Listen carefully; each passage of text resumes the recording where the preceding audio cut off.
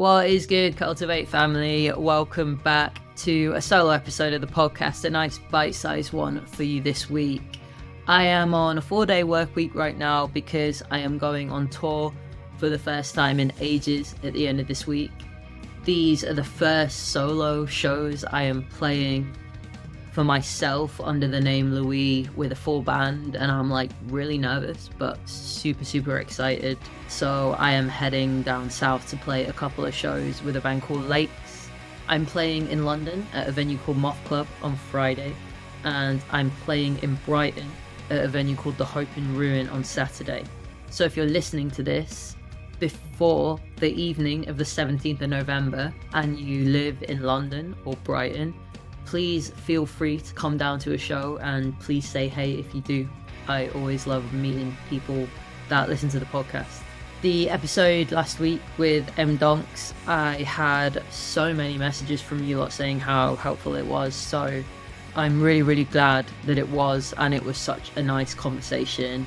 And my diary for the guests that I'm bringing on between now and the end of the year is wicked, so it's going to be a mixture of solo short episodes from me like this. And I think some people think I'm absolutely bonkers for bringing on other coaches, because what if the people that listen to the podcast go and work with those coaches?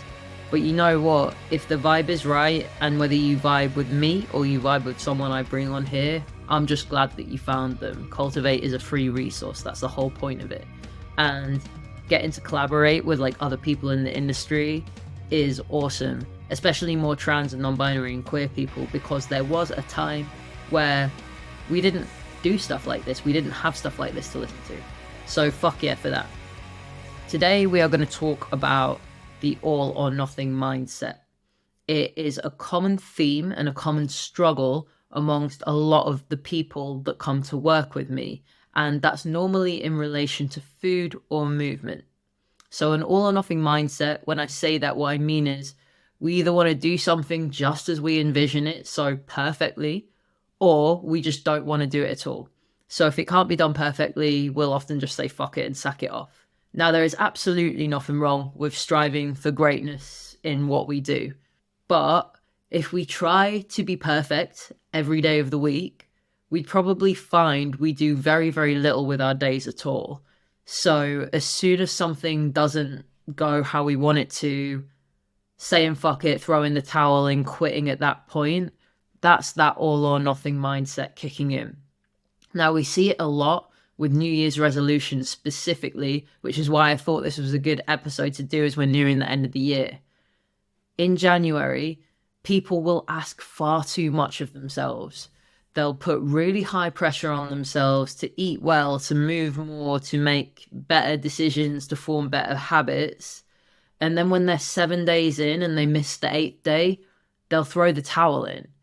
That is the all or nothing mindset. That is what we're going to delve into today. So the reason talking about this with my people and talking about this with you on the podcast today is because I struggled with an all or nothing mindset for years and years of my life. For more of my life than I haven't at this point. After years of being ingrained in diet culture, for me, it was always, oh, diet and exercise starts on Monday. Every Monday was a new start.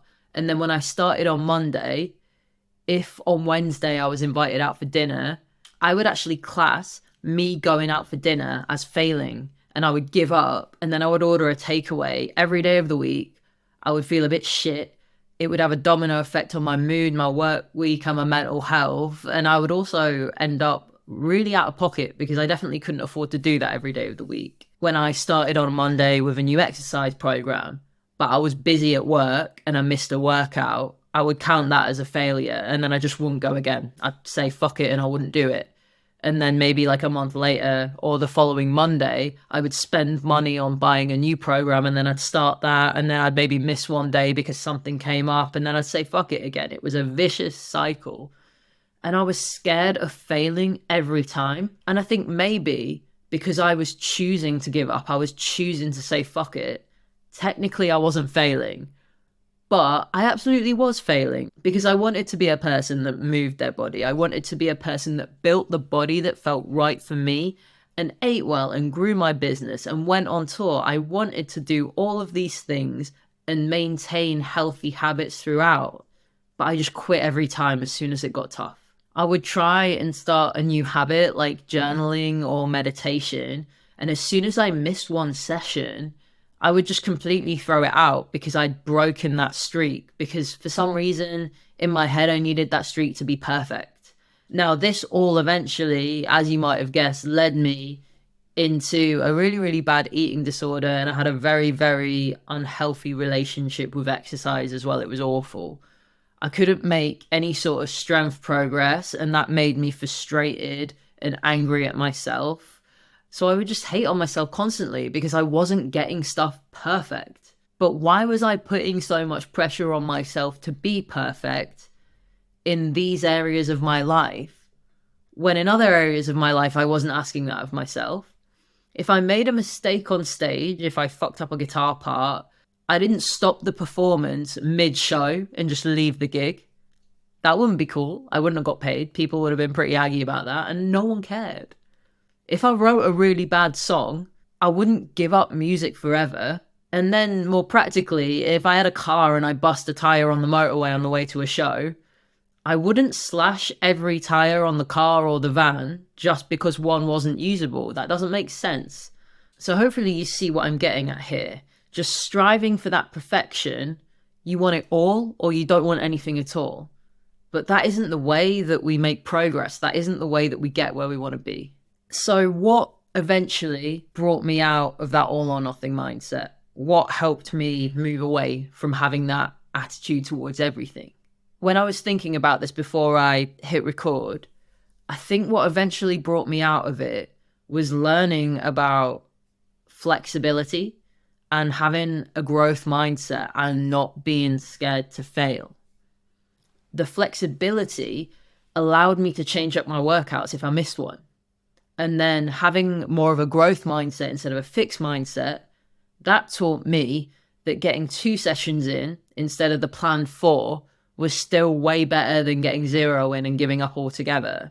And then I worked with a coach for a while before I was a coach that was just like, yeah, if you miss a workout, just crack on with the next one. And that was life-changing for me because I would ultimately tell myself I would have to make up for my missed sessions next week. And obviously that wasn't sustainable because that might involve me doing 7 workouts in a week. And I had to do life. I had to work. That wasn't an option, and I would be killing myself to do that. In Superhuman, my trans mass program, one of the most common questions I'll get asked is, I missed a workout this week. Can I get it back? And can I do it on top of everything else this week? And my reply to everyone is like, nah, it's all cool. Crack on. And sometimes I think people are really surprised at how casual I am about it because I am a coach. But I would much rather people just cracked on than they miss a workout and give up completely. And that seems really casual. But what everyone isn't seeing is the years that I punished myself for doing this and how detrimental it was to my mental health and well-being. So I don't want anyone else to ever go down that path. And if I can have a hand in them not doing that, then I'm absolutely going to do that. If I couldn't move perfectly, then I just wouldn't move. If I couldn't eat perfectly, then I would binge eat. All or nothing eventually just sent me into a really, really unhealthy pattern of self-sabotage. And I don't want that for anyone. So we're like 12 minutes in, and if a lot of this is like ringing alarm bells or it resonates with you and you're like, oh God, that's me. Now I want to talk about how you overcome your all or nothing mindset. So here are all of my top tips. Here are all the things that I would talk about with my people day to day in Fuzz Culture Club. So first up, don't ask everything of yourself all at once. We want to build up slowly. So in relation to workouts, if you're not hitting 1 consistently, don't put extra pressure on yourself to do 6. Start with 1, build from there. If you have trouble getting in your 5 a day of fruit and vegetables or eating a serving of protein with every meal, why don't you shoot for 3 of your 5 a day and 2 servings of protein instead? Small steps. Don't ask for everything all at once. Next up, Stop saying fuck it. If something doesn't work out as you planned, don't quit in that moment because it's not perfect, because it's probably never going to be perfect. Let's not quit at the first sign of something being tough, because life will always happen and stuff will always get in the way. And I think to an extent, we've actually kind of got to make peace with that a little bit. Something's always going to go wrong. Something's always going to be annoying or frustrating. Something unexpected is always going to come along that disrupts everything you might have intended to do that week. We've got to make peace that those things are going to happen no matter what we do. They're out of our control. But the positive side of that is that the weeks where things don't get in the way, as rare as they might be, it will feel like a fucking breeze compared to all the others. There is always normally something, so let's make peace with that and let's stop saying fuck it when the things that interrupt our plans mean that they don't go perfectly executed. Next, we want to take a flexible approach to our health and fitness. We want to actually factor in time and thought to the things that might take us off course or take us in a little bit of a different direction to where we planned on going. If you got 7 days to get 3 workouts in, then you've got 4 days to be flexible with. That's sick. It means if you miss a Monday, then you'll be like, no worries, I'll just do it tomorrow. If you miss a Tuesday, there's still literally 5 days left in the week to get 3 sessions in. And you know what? If you get to Thursday and you've still not done a workout, maybe you just aim for 2. Be flexible about it. It is not the end of the world. And remember, if you wanted to do 3 full workouts, but you've done 1 and it's Saturday, and you definitely don't feel like you've got the right amount of time, you've got the spoons or the capacity to get to the gym, smash out a home workout. It's not perfect, but it is something, and it is going to take you closer to that place that you want to be in the big picture. The small stuff builds up, which leads me on to my next point, which is keep thinking of the small actions that are all going to lead to that bigger picture. What can you do today that contributes to your overall goal? So with a lot of people that listen to this podcast, with a lot of people I work with, we're wanting to build good habits and they're wanting to build a body that affirms them. And often, a lot of my people will be months away from things like gender affirming care, top surgery, hormones, the things that they need to feel like themselves. But what can they do today that will take them towards that bigger picture? Can they do some movement to make them feel strong and empowered? Can they eat well to make sure they're fueling themselves? Can they do something that's going to make them feel good because they're working towards something that's a long way off? Breaking it down into small actions is so much easier than just fixating on a bigger picture that might feel really far away right now. So for me, while I was waiting for top surgery, all I was thinking is get up and train, build my body in a way that affirms me, because I can't do anything about the top surgery right now. I'm still waiting for it. Right now, the small actions that I can do every day are things like get up and work on my business. And in my head, I'm not putting pressure on myself for Fuzz Culture Club to be the #1 inclusive coaching community in the world. That's what I want.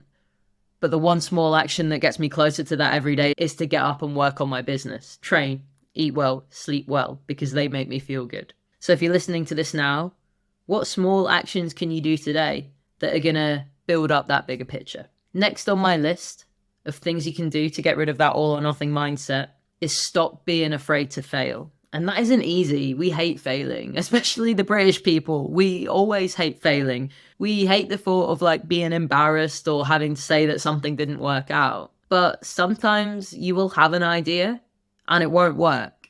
And you are talking to the absolute prince of ideas that have failed. I have had so many jobs. I have been self-employed in lots of different areas of life. I have tried and failed things with Fuzz Culture Club since I started, but that's how it's got to where it is now, and I'm forever proud of every idea that has failed because it's taken me to the next thing. I want you to accept that failure.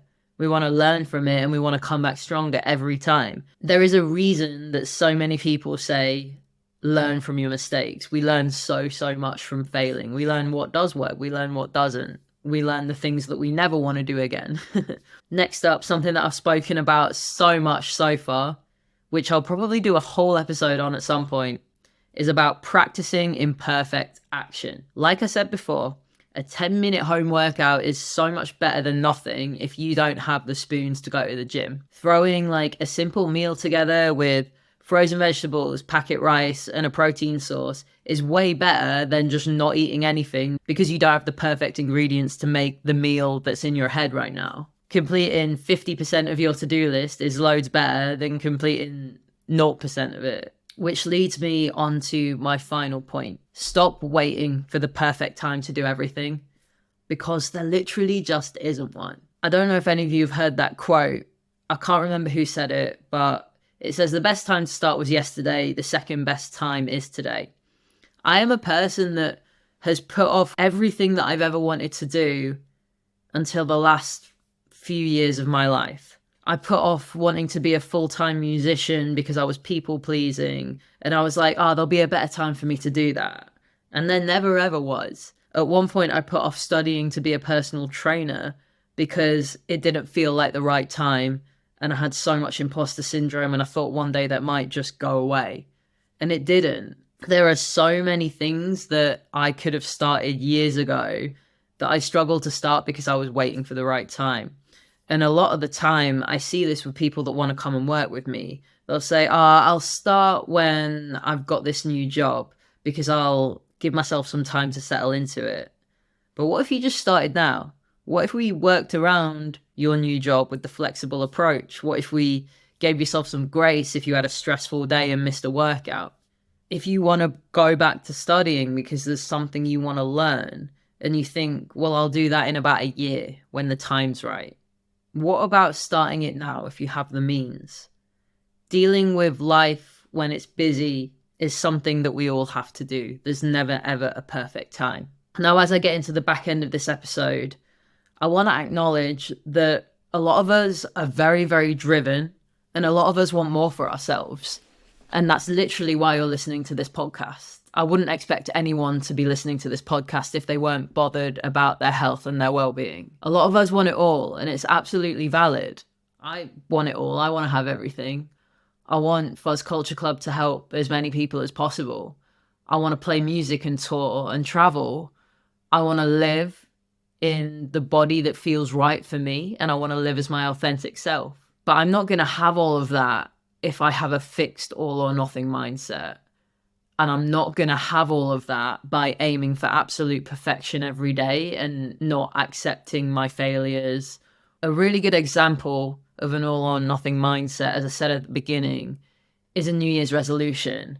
So as I finish out this podcast, I'm going to hit you with some facts about New Year's resolutions. So I did my research, and 58% of the UK population will make a New Year's resolution next year, roughly. So 30 million people in the UK alone are going to make a New Year's resolution once the 1st of January comes. Imagine if all those people just started now. They'd have 2 months on everyone else. Really interestingly, Millennials and Gen Z are actually the generations that make the most New Year's resolutions. And that doesn't surprise me at all, because I think Millennials and Gen Z we are the most action orientated and driven generation yet. 100%. We really do want more for ourselves. In terms of the outcome of keeping those New Year's resolutions, 66% of people in the UK will abandon their New Year's resolutions within a month. And then most of the rest of them will have given them up by the 7-week mark. And that's a lot.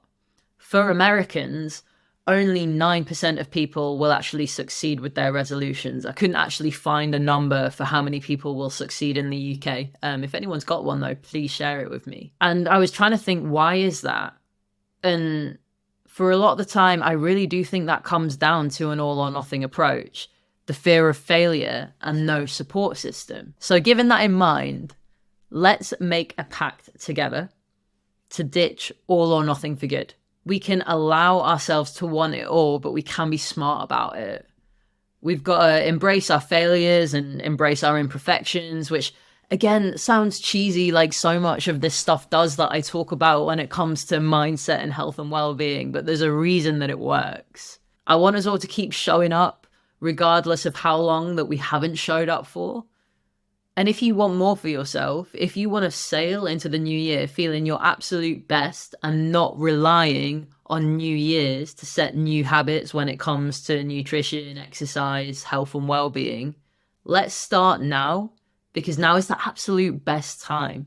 And if you're a person that feels this way, then you are absolutely FCC vibes. You will fit in so well with my lot. So if you're ready to start now, hit the form in the show notes and let's talk about it. I really hope this episode has been helpful in addressing if you have any of those all or nothing tendencies. I know sometimes mine will try and come back and I have to kind of like bat them away and be like, no, I'm not having that attitude. And it's always a work in progress. It always will be for me. If this podcast has helped you, I would absolutely love it if you could give it a share, because who knows, it might help someone else. And every share of this podcast that gets put on Instagram stories, TikTok, it honestly helps me grow Fuzz Culture Club more than you'll ever know. And I am forever appreciative of those of you that do share it to your stories and share that it's helped them. So lovely people, I hope you have an amazing rest of your week. If you make it down to one of the Louise shows this weekend, please let me know. Please come and say hi. Tell me how much you deadlift at the merch. Take it easy, Cultiv8 family. I'm out.